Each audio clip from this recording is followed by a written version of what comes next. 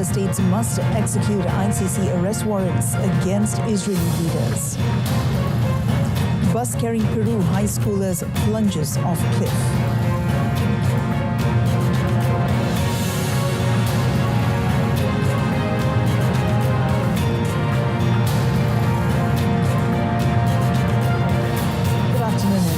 Madani. I'm Mohana Priya and you're watching World Today. Prime Minister Datuk Seri Anwar Ibrahim arrived in Seoul last night for a 3-day official visit to South Korea to further strengthen bilateral relations between Malaysia and South Korea. Both countries will be celebrating the 65th anniversary of the establishment of diplomatic relations in 2025. The special aircraft carrying the Prime Minister touched down at Seoul Air Base at about 9:55 p.m. local time. He was received by South Korea's Public Affairs Ministry spokesman and Deputy Minister Lee Jae-woong, Korean Ambassador to Malaysia Yeo Seung-bae, and Malaysian Ambassador to South Korea Datuk Muhammad Zamroni Khalid. Datuk Seri Anwar was accompanied by Minister of Foreign Affairs Datuk Seri Mohammad Hassan, Minister of Investment, Trade and Industry Tengku Datuk Seri Zafrul Abdul Aziz, Minister of Science, Technology and Innovation Chang Lee Kang, Minister of National Unity Datuk Aaron Ago Dagang, and senior government officials. The Prime Minister was later accorded an official welcome at the airbase. Packed schedule awaits Datuk Seri Anwar as he is expected to attend a bilateral meeting with President Yoon today. They are also expected to discuss regional and international issues of mutual concern. The two leaders will also witness the exchange of 3 memoranda of understanding on several fields. Another key highlight of the official visit is the Malaysia Republic of Korea Business Forum and one-on-one meetings with Korean conglomerates. The curated session will provide insights into Malaysia's strategic priorities and initiatives focusing on economic and fiscal growth. On Tuesday, the Prime Minister will also deliver a special address at Seoul National University. The European Union's Foreign Policy Chief, Josep Borrell, reiterated that EU governments cannot pick and choose whether to execute arrest warrants issued by an international tribunal against Israeli leaders. Borrell said this after recent diverging reactions among EU member states to arrest warrants issued by the International Criminal Court, ICC, against Israeli Prime Minister Benjamin Netanyahu and his former Defense Minister Yoav Gallant for crimes against humanity. It's not a matter of appointment or disappointment, it's a matter of obligations. The members, the states who signed the Rome Convention are obliged to implement the decision of the court. It's not optional. You are not a member of the court and then you decide not to implement the decision of the court. You can withdraw and say, I am no longer a member of this, but it is an obligation for member states. The candidate to become member of the European Union, among the conditions they have to fulfill, is to be member of the International Court.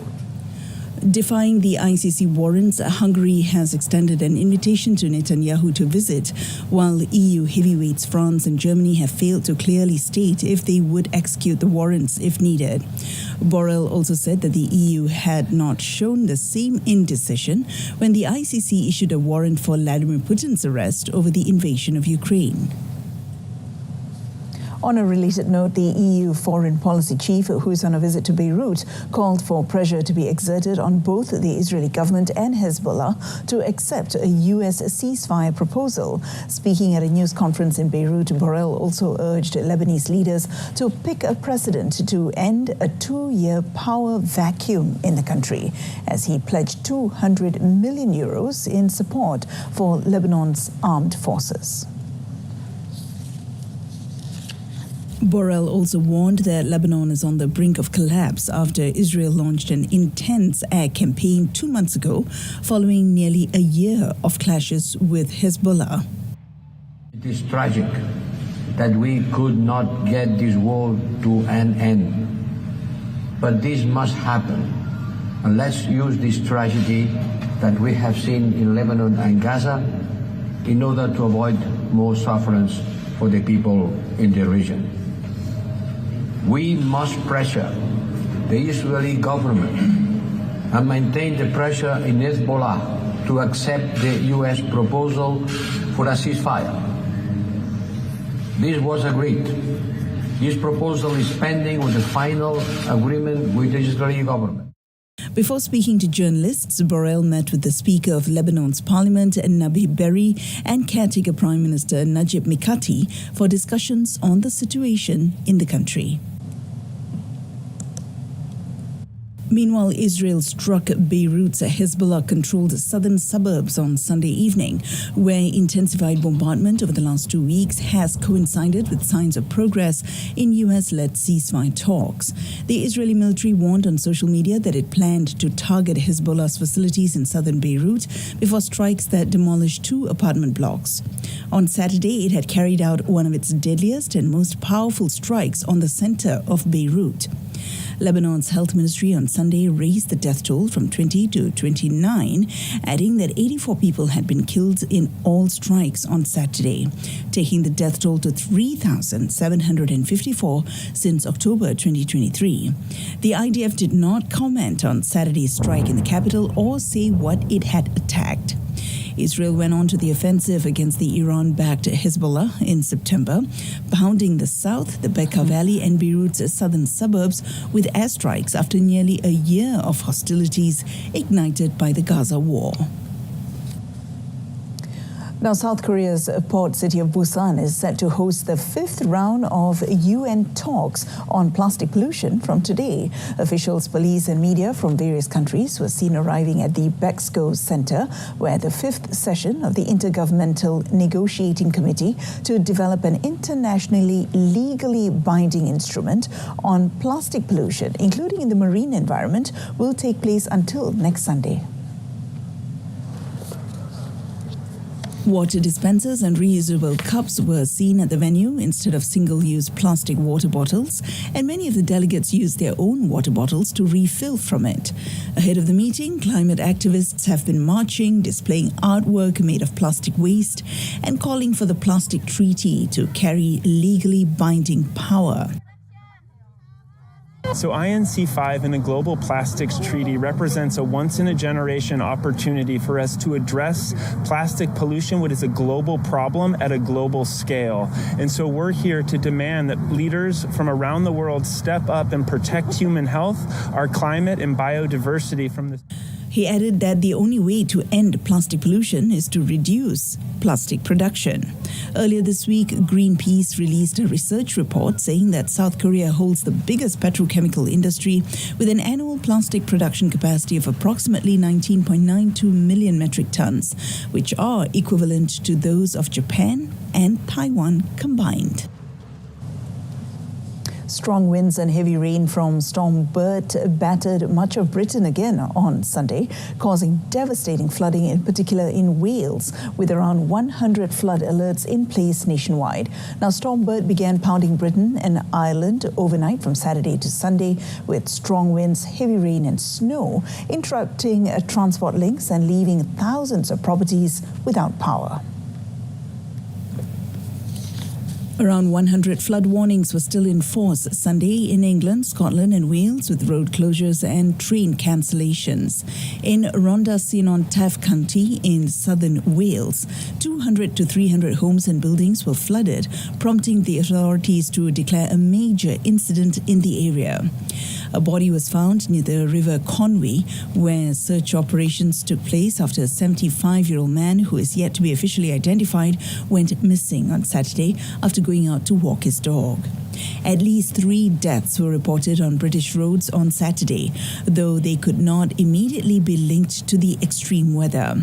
Among them was a victim in the county of Hampshire, aged about 60, who was killed after a branch fell on his car. Welsh Prime Minister Eluned Morgan said that the impact of the flooding had been absolutely devastating in the county, where 80% of the usual amount of rain for November fell in just 48 hours. Storm Bert began pounding Britain and Ireland overnight from Saturday to Sunday, with strong winds, heavy rain and snow interrupting transport links and leaving thousands of properties without power. Farmers in India's Punjab are racing against time to burn their crop residue to get their fields ready for sowing the next crop, while rueing the lack of any aid from the government to help them transition to cleaner means. The unabated stubble burning creates massive plumes of smoke that find their way to other parts of India. This included capital New Delhi, stoking up air pollution to hazardous levels, making the lives of residents a living nightmare. Now, farmers in India light fires in violation of laws that bar the practice to quickly clear crop waste or stubble left behind after paddy is harvested so that they can plant wheat.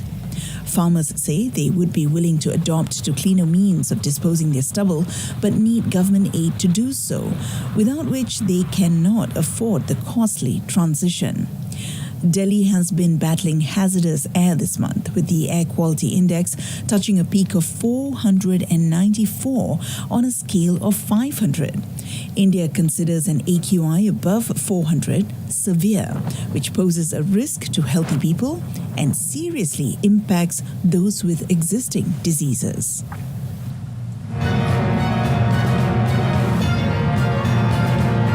Coming up next, a fire destroys 1,000 homes in slum area of Manila. But first, 11 people were killed after a bus full of students, teachers and parents plunged off a cliffside road in Peru. According to local media, the bus carrying 57 people collided head-on with a van before veering off the road on Saturday. Jorge Sanchez, director of the Regional Directorate of San Martin, said 11 people were killed in the accident, and among them there are 5 17-year-old school children and a 2-year-old child. The bus was carrying a group of school children, their families and teachers from the town of Piura in the country's north to the Amazonian department of Saint Martin. It crashed while driving along a road in the province of Moyobamba in the San Martin region. According to local media, the crash occurred while the high school students were on a class trip. According to the Peruvian Ministry of Transport and Communications, the Andean country has a high incidence of bus accidents, with 3,138 deaths recorded in traffic accidents in 2023. Meanwhile, in the southern Mexican state of Tabasco, 6 people were killed in an armed attack yesterday. According to local authorities, the attack occurred in the early hours when an armed commando entered the bar located in the Villahermosa city, allegedly to directly attack one of the patrons, triggering the shooting. 5 of the deceased died on the scene and 1 more died while being transported to a hospital. In addition, 10 people were injured and taken to various hospitals in the city. Local authorities are investigating the incident and have said it may not be related to organized crime activities. On Saturday night, another violent event occurred in the state, in Yalapa, where another group of armed men broke into a wedding, leaving at least 1 dead and 3 people wounded. The deputy prosecutor of Tabasco, Melquiades Miranda Diaz, told the media that the events are not related. Raging orange flames and thick black smoke billowed into the sky on Sunday as fire ripped through hundreds of houses in a closely built slum area of the Philippine capital, Manila. Manila Fire District said around 1,000 houses were burnt in the blaze that was thought to have started in the second floor of one of the homes. Drone footage shared online by the city's disaster agency showed houses in Isla Puting Bato village of Manila razed to the ground. According to the fire department, the structures housed around 2,000 families. Fire and disaster services deployed 36 trucks and 4 fireboats, while the country's Air Force sent in 2 helicopters to help extinguish the fire. The fire, which started around 8 a.m. local time, was put out 8 hours later. The Philippines has a patchy record in enforcing fire safety in buildings, homes and offices. In August, 11 people died after a 5-story apartment burnt down in Manila's Chinatown. Survivors and sniffer dogs joined hundreds of people at Cambodia's Angkor Wat on Sunday for a march against landmines after the United States' decision to send anti-personnel mines to Ukraine. Participants, including landmine victims and deminers, repeatedly chanted for a mine-free world during the 4-kilometer walk around the famed temple complex in Siem Reap. The march was held a day before an anti-landmine conference convenes in Cambodia, which is awash in unexploded ordnance as a legacy of civil war. Hundreds of delegates are in Siem Reap to assess progress in the 1997 anti-personnel mine ban treaty, which neither Russia nor the United States are party to. The march and conference come after Washington recently announced that it would send anti-personnel landmines to Ukraine in a major policy shift that was immediately criticized by human rights campaigners. Washington said it had sought commitments from Kiev to use the mines in its own territory and only in areas that are not populated in order to decrease the risk to civilians. After nearly 3 decades of civil war from the 1960s, Cambodia was left one of the most heavily bombed and mined countries in the world. Numerous individuals have participated in nationwide demonstrations across France advocating for enhanced protection of women in light of a prominent rape case that's presently pending a court verdict. On Saturday, the rallies attracted approximately 100,000 participants, with around 80,000 individuals gathering in Paris alone. The protests are linked to a prominent trial in the south of France, which is due to end in the next few days. The main defendant is Dominique Pellicot, who, according to the indictment, drugged and abused his ex-wife, Giselle Pellicot, for almost 10 years and offered her to other men to be assaulted. Pellicot, who is now 72, believes she was raped around 200 times. A former husband confessed in court. In addition to him, 50 other men who were charged face up to 20 years in prison. The trial in Avignon has triggered a shock wave in France, with calls for better protection of women. The case has also reignited the debate on sexual consent. The French Parliament is currently considering a proposal to amend the law on the definition of sexual violence.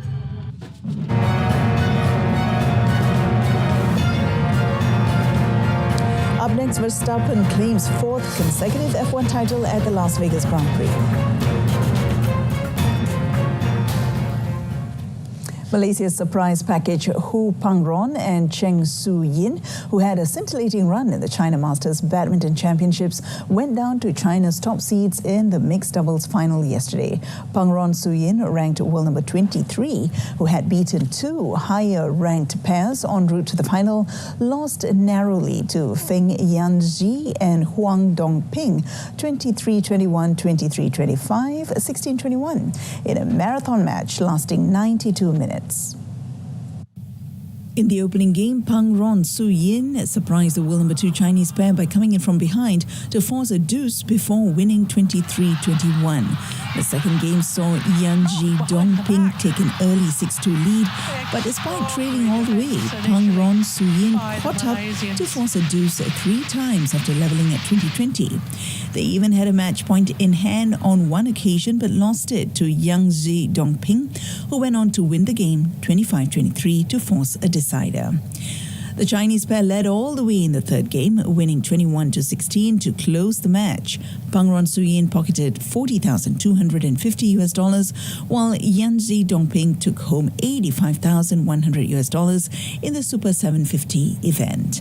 It was the Malaysian pair's best performance since they started partnering a year ago, and their second loss in 2 encounters against the Chinese duo. On to golf, Thanapat Pichaikul from Thailand celebrated a memorable 25th birthday this year after triumphing in the Toyota Tour Championship 2024 at the Kota Permai Golf and Country Club in Shah Alam yesterday. Now, although he described his performance as not as smooth as the previous 3 days, Thanapat credited his strong putting game for securing the title, finishing with a score of 17 under 271. It is great to have your birthday and have a win. It's a tough day today. Try to stay in the moment. Yeah, a couple tee shots were unconfident. A couple putting was not good today, but I tried to just keep myself play a boring golf and just try to, get myself in position to have a chance to win in the last couple holes, and yeah, I did it.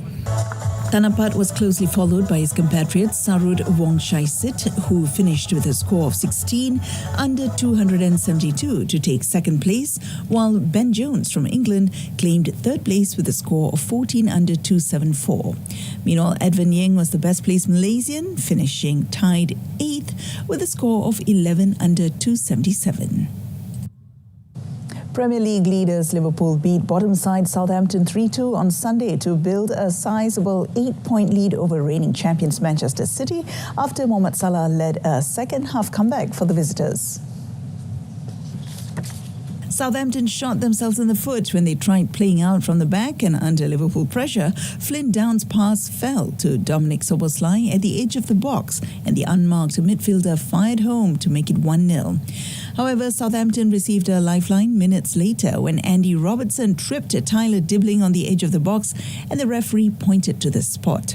Although Adam Armstrong had his spot kick saved by Kaumin Kerala, the forward pounced on the rebound to equalise with his third goal in 4 games for Southampton.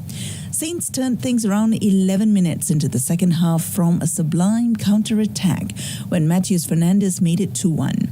Mohamed Salah then scored twice in the second half to take his season's tally to 10 goals in the league, 2 behind league's top scorer Erling Haaland of City.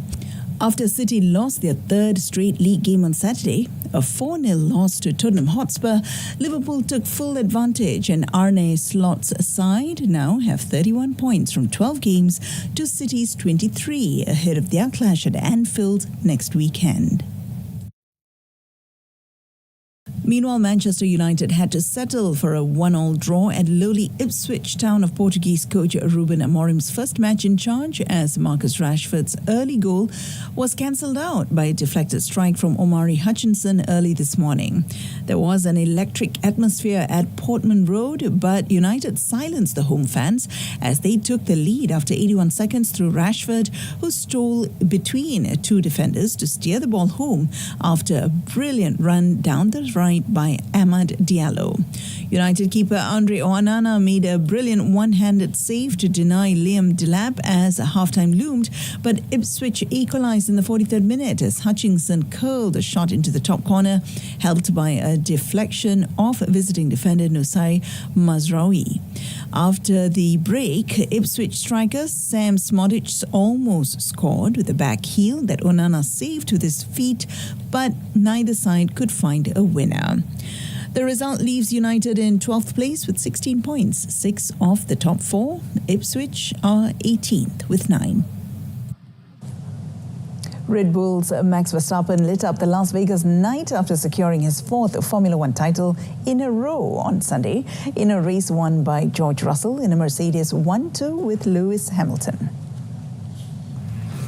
Verstappen finished where he started in 5th, but that was all the Dutch driver needed to put the championship, already effectively over, out of reach of McLaren rival Lando Norris, with 2 rounds to spare.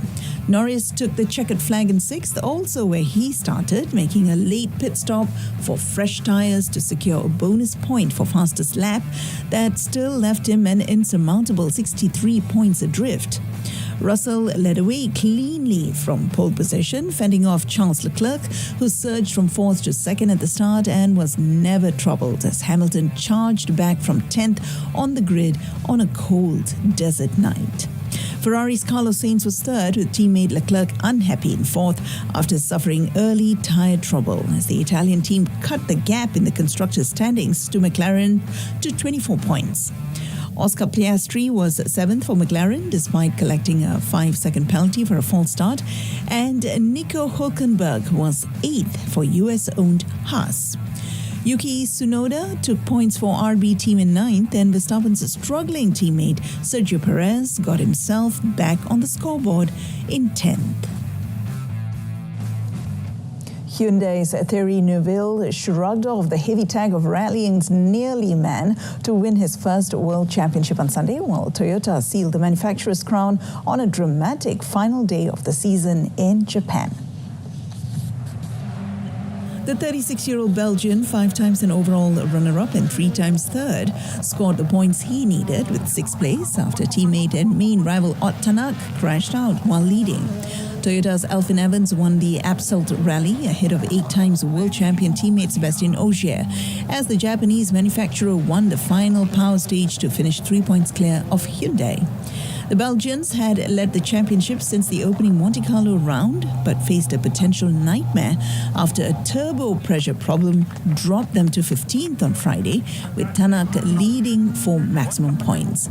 The driver's title is a first for Belgium and also for Hyundai after a decade in the sport.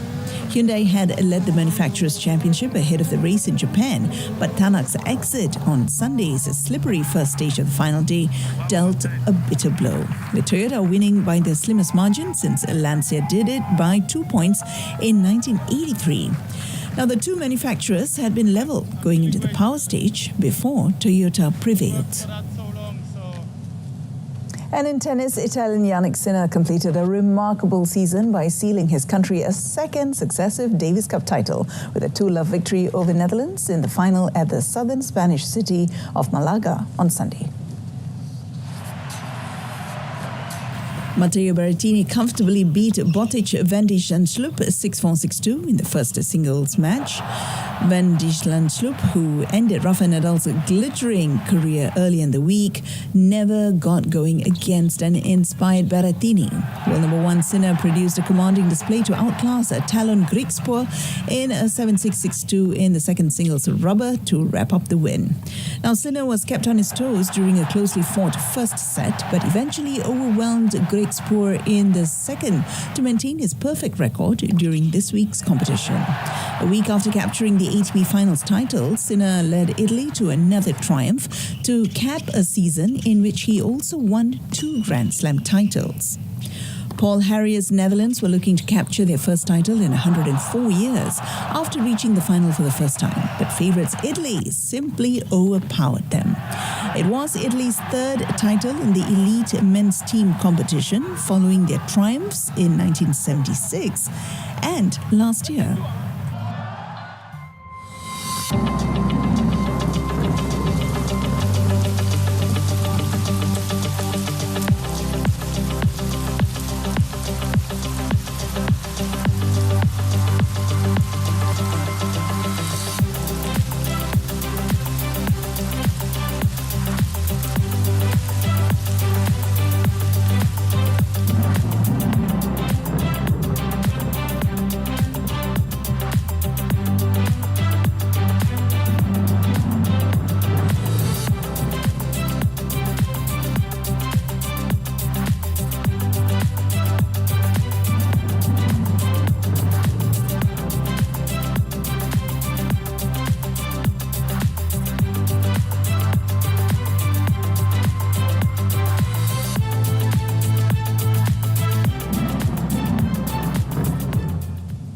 And that concludes today's edition of World Today. In our top story, EU member states must execute ICC arrest warrants against Israeli leaders. Till then, I'm Mohana Priya from the river to the sea.